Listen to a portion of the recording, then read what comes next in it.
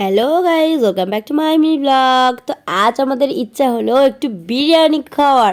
তো ফাইনালি আমরা দেখো সন্ধেবেলা একদম বেরিয়ে পড়েছি 3 বোন মিলে আরসালানের বিরিয়ানি খেতে। অ্যাকচুয়ালি আমাদের মগরাহাটে এই আরসালানের আউটলেটটা এই নতুন খুলেছে, তাই ভাবলাম সবাই মিলে একটু খেয়ে দেখে আসি কেমন হয়েছে। ঠিক তার জন্য আমরা 3 বোন আর আমাদের ফুচকে গিয়ে দেখো নিয়ে চলে এসেছি।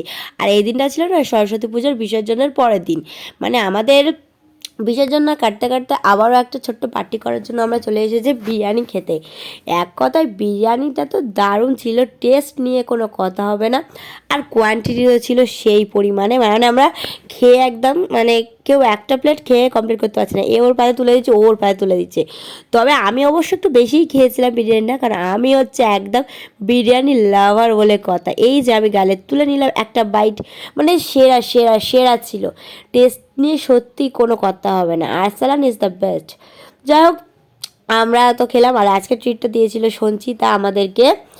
তো চলো আমরা বিরিয়ানিটা দেখো খাচ্ছি। বিরিয়ানিটা সত্যি খুবই ভালো হয়েছিল, আর দিদিও বলছে ওরও খুবই ভালো লেগেছিল।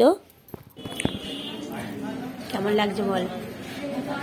ওই ওই ওই কেমন কেমন আয়রি কেমন লাগছে?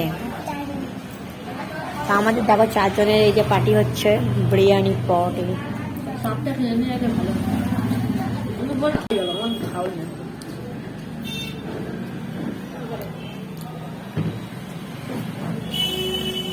একটা বাইট দিবি তো?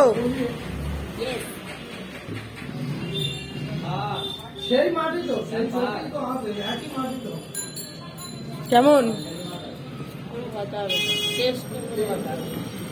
ব্যাপক?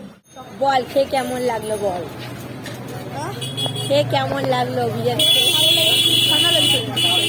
মানে বিরিয়ানির টেস্ট নিয়ে কোনো কথা হবে না, আর কোয়ান্টিটিও ছিল সেই সেই মানে অতিরিক্ত, মানে আমরা খেতে পারছি না এমন, তাই না বল? হ্যাঁ, তো চলো আমরা বাড়ি যাচ্ছি।